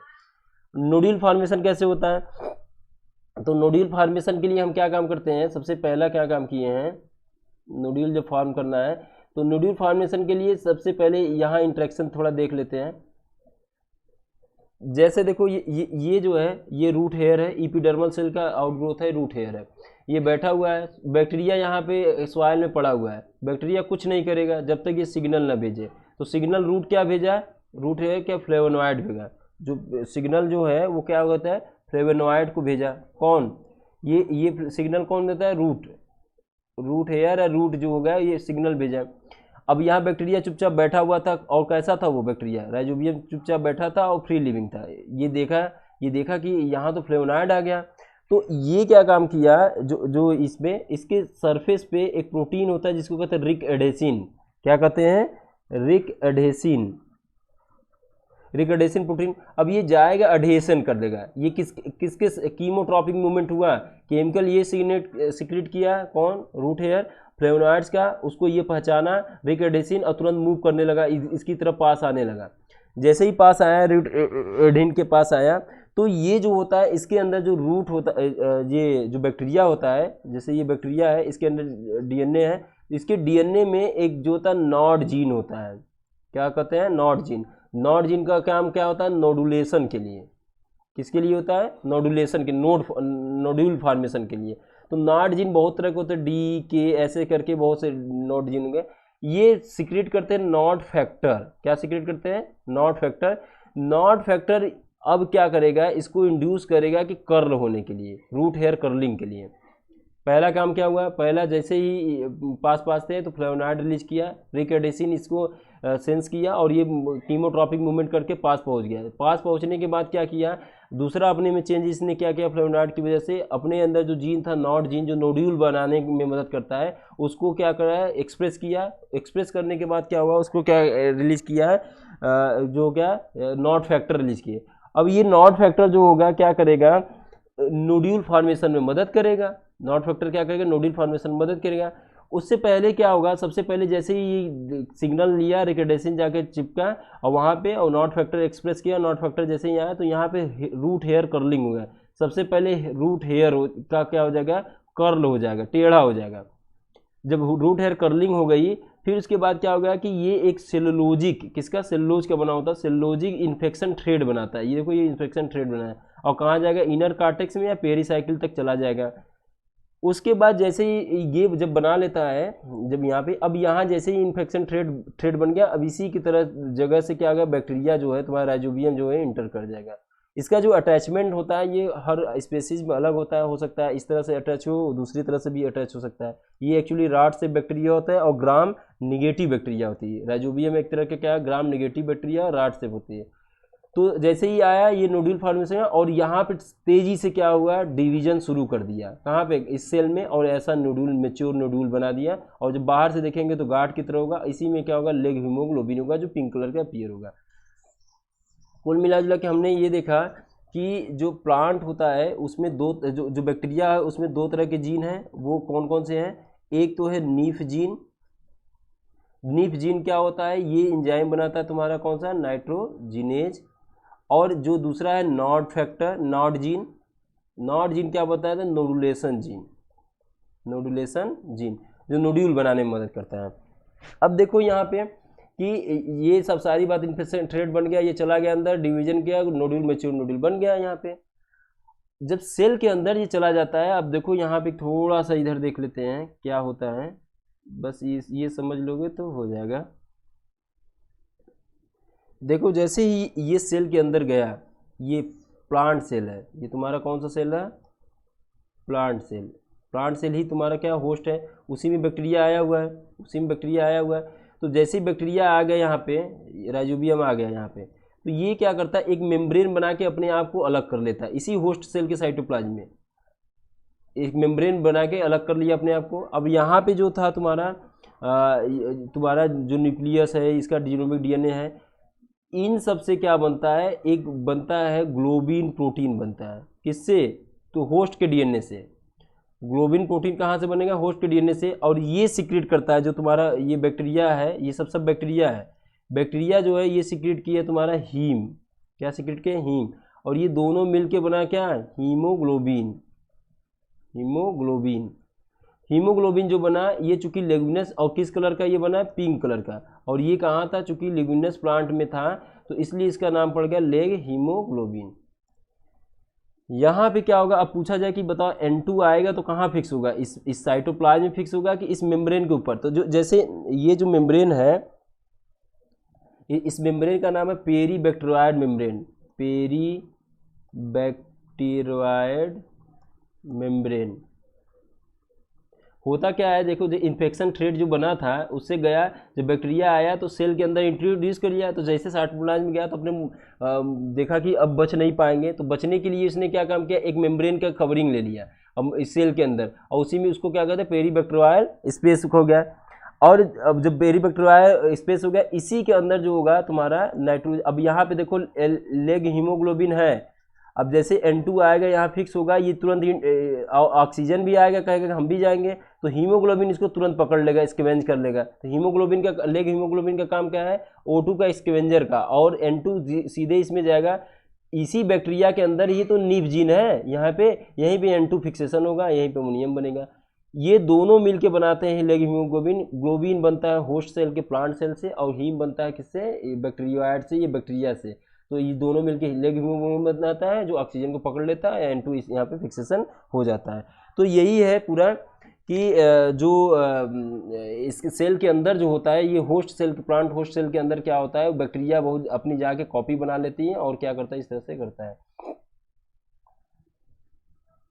देखो यहाँ पे nodule formation involve with sequence multiple interaction rhizobium root host. Principal stage of the nodule formation यहाँ पे दिया, rhizobium multiply colonise surrounding root get attach the epidermal root hair. यही कह रहा है, रूट हेयर से जाके अटैच हुआ। रूट हेयर कर्ल, पहले क्या होगा, कर्ल होगा, कर्ल होगा, बैक्टीरिया इन्वाइट, अब क्या रूट हेयर से इन्वाइट करना शुरू कर देगा, इन्फेक्शन थ्रेड बनेगा सेलुलोजिक, और बैक्टीरियम इनटू कार्टेक्स में चला जाएगा, यहाँ पे कार्टेक्स में चला गया।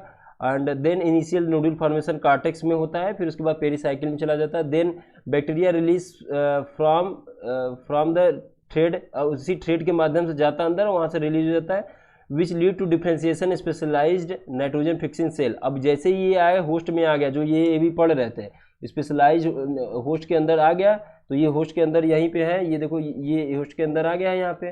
तो वही कह रहे हैं कि होस्ट के अंदर आ जाएगा यहाँ पे, अब क्या करेगा कि the nodule contain all necessary biochemical, nodule के अंदर सब कुछ होगा, लेग हीमोग्लोबिन होगा पिंक कलर का जो बचाएगा ऑक्सीजन से, उसके बाद जो होगा सच एज इंजाइम नाइट्रोजिनेज भी होगा, लेग हीमोग्लोबिन भी होगा। इंजाइम नाइट्रोजिनेज जिसको डाई नाइट्रोजिनेज कहते हैं, मॉलिब्डेनम आयरन प्रोटीन होता है, ये वेरी वेरी इंपॉर्टेंट है। किससे बन के बना? मॉलिब्डेनम आयरन प्रोटीन है, कैटलाइज करता है एटमॉस्फेरिक नाइट्रोजन को अमोनिया में।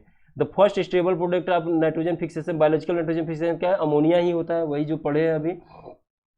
इसमें देखो अब यहाँ पे ये समझने वाली बात है कि जो ओवरऑल रिएक्शन देखा जाए तो ये देखा जाए कि एक N2 को फिक्स करता है ये, और कितने ATP चाहिए? तो 16 ATP चाहिए, और 8 इलेक्ट्रॉन 8 प्रोटॉन, इतना जब चाहिए। और यहाँ पे एक इंजाइम चाहिए, कौन सा?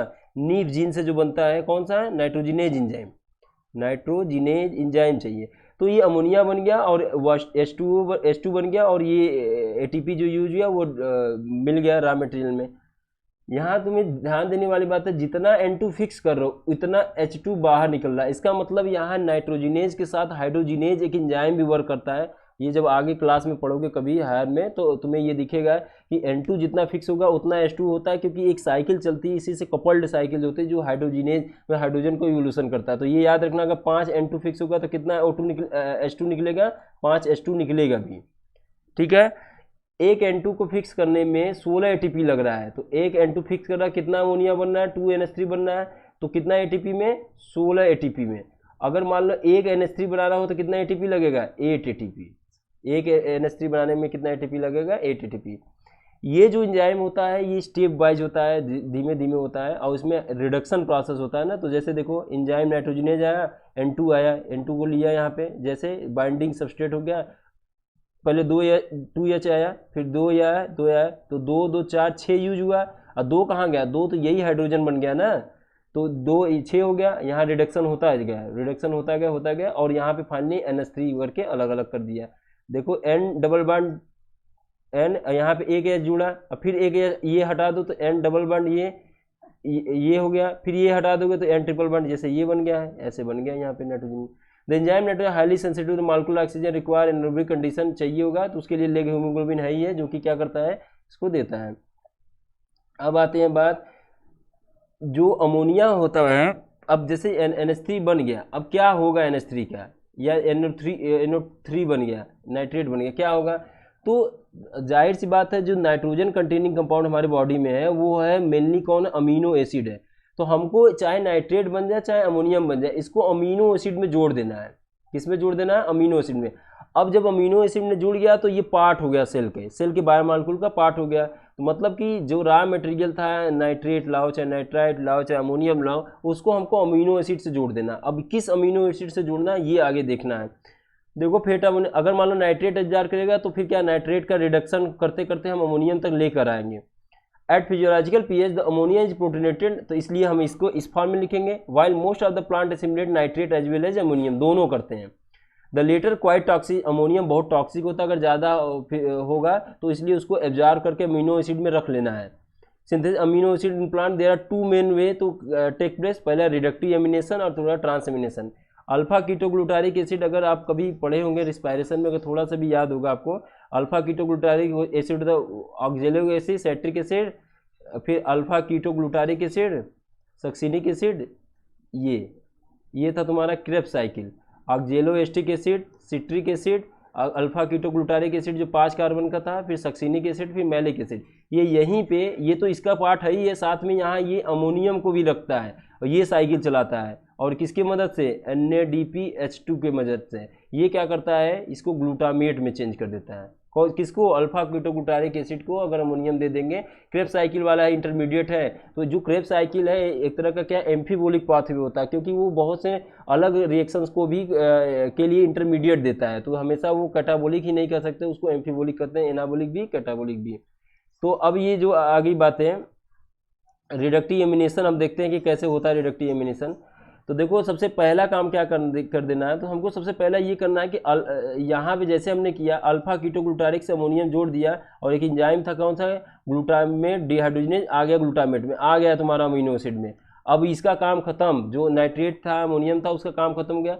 अब ये कह रहा है कि चलो ग्लूटामेट में केवल आया ना, तो ग्लूटामेट से और किस में जाएगा, तो यहाँ हम क्या करेंगे, ग्लूटामेट तो ले लेंगे अगले रिएक्शन में, और ग्लूटामेट के साथ अदर कंपाउंड को लेंगे, उसमें अमोनियम एमाइन ग्रुप को ट्रांसफर कर देंगे, उसको कहेंगे ट्रांसएमिनेशन।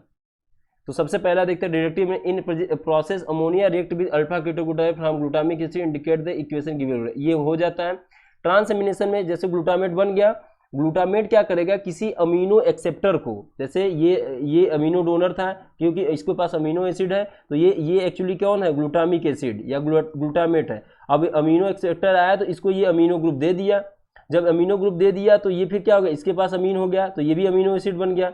इस तरह के कंपाउंड को देगा जिसमें क्या होगा, अमीनो ग्रुप नहीं होगा। तो इस तरह से क्या होता है, अब ये धीमे धीमे सप्लाई करता रहा, पहला सप्लाई कहाँ किया, रिडक्टिव एमिनेशन करके अमीनो एसिड का पार्ट बना है, अब ग्लूटामेट सबको सप्लाई कर रहा है, दूसरे दूसरे कंपाउंड को देता है, तो ये देखो एक अमीनो एसिड बन गया। इस तरह से क्या हो जाता है कि ये पूरे सप्लाई को करता है। इसी को कहते हैं फेट ऑफ अमीन, जो नाइट्रोजन को कहते हैं एसिमिलेशन ऑफ नाइट्रोजन, ये नाइट्रोजन को क्या कर रहा है, एसिमिलेट कर रहा है।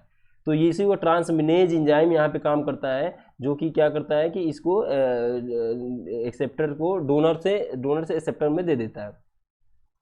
प्लांट क्या काम करता है कि अभी ये सब तो था ही, जैसे कि अमीनो एसिड है RCHNH3 और C double bond O double OH, इतना तो था ही, एक अमीनो एसिड है ये। तो मान लो ग्लूटामिक एसिड है, तो इसमें ये क्या काम करता है कि ज़्यादा ऐसा कोई कंपाउंड ना जो ज़्यादा से ज़्यादा नाइट्रोजन को रख सकता है, तो इसमें ज़्यादा से ज़्यादा नाइट्रोजन रखने के लिए और क्या कर सकते हैं हम लोग, तो और हम लोग ये कर सकते हैं कि जो ये OH है इसको हटा के यहाँ एमाइड बना दें। यहाँ क्या बना दे, ग्लूटामिक एसिड से क्या बना दे, एमाइड बना दे, NH2 जोड़ दे, जो COOH था, जैसे यहाँ पे अगर हटा के यहाँ पे NH2 जोड़ दे तो एमाइड हो जाएगा। तो ये पहले क्या था, ग्लूटामिक एसिड था, अब जो अगर इसमें एमाइड ग्रुप जोड़ दे तो ग्लूटामेट हो गया, ग्लूटामीन हो गया, सॉरी एमाइड हो गया ना, ग्लूटामीड हो गया, ग्लूटामीन हो गया। ऐसे स्पार्जिन में भी अगर हम चाहे तो इस तरह कर सकते हैं। तो टू मोस्ट इंपॉर्टेंट एमाइड्स होते हैं हमारी जो प्लांट में, स्पार्जिन और क्या है, ग्लूटामीन। ग्लूटामीन में क्या कितने NH2 है, ये 2 नाइट्रोजन ग्रुप है। Found in plants are structural part of protein, ये सब स्ट्रक्चरल पार्ट ऑफ प्रोटीन है। They are formed from 2 amino acid, namely aspartic acid और ग्लूटामिक एसिड। तो ग्लूटामिक एसिड में तो एक NH2 था, स्पार्टिक एसिड में भी एक NH2 था। जब उसका एमाइड बना दिए, COOH को रिमूव करके NH2 जोड़ दिए, तो स्पार्टिक से स्पार्जिन बन गया और ग्लूटामिक एसिड से ग्लूटामीन बन गया। बाई एडिशन में another amide group each the hydroxyl part of, यही देखो कह रहा है हाइड्रॉक्सिल रिमूव करके अमाइन ग्रुप जोड़ दो। Since amide contain more nitrogen than amino acid, they are transported to other part of plant via xylem vessels. अब ये क्या होगा, एमाइड को क्या करेगा, ये ट्रांसफर करेगा, क्यों, क्योंकि ज़्यादा नाइट्रोजन कंटेनिंग कंपाउंड है, इस तरह से क्या करेगा, ये ट्रांसपोर्ट कर देगा जाइलम के थ्रू। इसके लिए जैसे ट्रांसपायरेशन स्ट्रीम में नोड्यूल सम प्लांट क्या करते हैं, सोयाबीन का जैसे एक्सपोर्ट करता है, एक कंपाउंड होता है यूरेट्स। पूछा जाए यूरेट्स क्या करता है, तो ये कहते हैं कि ये जो होता है सोयाबीन जैसे होता है वो यूरेट्स के फार्म में, जैसे एमाइड के फार्म में ये किया, कोई अमीनो एसिड के फार्म में करेगा, कोई सब मिक्स करके करें, कोई यूरेट्स के फार्म में करता है, जैसे सोयाबीन मोस्ट वेल नोन है। ये क्या है यूरेट, क्योंकि इसके पास नाइट्रोजन की जो कंसनट्रेशन है वो ज़्यादा एज कम्पेयर टू किसके, कार्बन के कंपेयर में। तो ये जो था तुम्हारा अभी हम लोगों ने क्या क्या पढ़ लिया कि ये पूरा टॉपिक खत्म किया नाइट्रोजन फिक्सेशन और मिनरल न्यूट्रिशन का पूरा। तो इस पूरे टॉपिक में हमने क्या क्या पढ़ा बच्चों, हम लोगों ने क्या पढ़ा कि क्या होता है मिनरल न्यूट्रिशन, क्या इसकी इंपॉर्टेंस है, कैसे प्लांट में वो एसेंशियल रोल प्ले करते हैं, इस क्राइटेरिया ऑफ एसेंशियलिटी क्या है, माइक्रो न्यूट्रिएंट्स क्या होते हैं, माइक्रो न्यूट्रिएंट्स की कमी की वजह से डिफिशियंसी सिम्टम क्या हो सकते हैं, क्या होता है क्लोरोसिस, क्या होता है नेक्रोसिस, उसकी अधिकता होने की वजह से क्या होता है टॉक्सिसिटी, कैसे फिर हम क्या करते हैं कि बायोलॉजिकल नाइट्रोजन फिक्सेशन करते हैं, क्या होते हैं फ्री लिविंग, क्या होते हैं डाइजोट्रॉप्स, क्या होते हैं कीमो ऑटोट्रॉप्स, क्या होते हैं नाइट्रिफिकेशन, क्या होता है अमोनिफिकेशन, क्या होता है डीनाइट्रिफिकेशन, क्या होता है, उसके बाद क्या होता है कि बायोलॉजिकल नाइट्रोजन फिक्सेशन क्या होता है, और सिम्बियोटिक एसोसिएशन कैसे होता है, लेग हीमोग्लोबिन कैसे होता है, हीम कहाँ से बनता है बैक्टीरिया से कि प्लांट से, और ग्लोबिन कहाँ से बनता है, लेग हीमोग्लोबिन का रोल क्या होता है स्कैवेंजिंग ऑफ ऑक्सीजन जैसे, वो इस तरह का पढ़ा। फिर उसके बाद क्या रूट हेयर जो होता है, रूट नोड्यूल कैसे होता है, किस कलर का होता है, क्या होता है कि कौन कौन सा हाई नाइट्रोजन कंटेनिंग कंपाउंड है। जैसे अगर कोई कंपाउंड दे दे स्पार्जिन और स्पार्जिन और क्या दे दे कि स्पार्टिक एसिड, इन दोनों में बताओ किसमें नाइट्रोजन अधिक है, तो बताओगे स्पार्जिन में, क्योंकि ये एमाइड है, 2 NH2 को रखता है। तो इस तरह के क्वेश्चंस आएंगे। यूरेट्स क्या होता है सोयाबीन में, कैसे उसका रोल प्ले होता है जाइलम के थ्रू। कैसे अल्फा कीटोग्लूटारिक एसिड साइकिल का इस्तेमाल हो जाता है किसके लिए, ग्लूटामेट बनाने के लिए, जो नाइट्रोजन के एसिमिलेशन के लिए। फिजियोलॉजिकल पीएच पे अमोनियम नाइट्रोजन जो होता है क्या होता है, अमोनियम क्या होता है, अमोनिया क्या होता है, अमोनियम फॉर्म में रहता है NH4+ के फॉर्म में। तो ये इस तरह से ये टॉपिक आज खत्म हुआ। अब हम लोग नेक्स्ट क्लास में पढ़ेंगे नेक्स्ट टॉपिक, वो प्लांट फिजियोलॉजी का ही आई थिंक है तुम्हारा फोटोसिंथेसिस हायर प्लांट।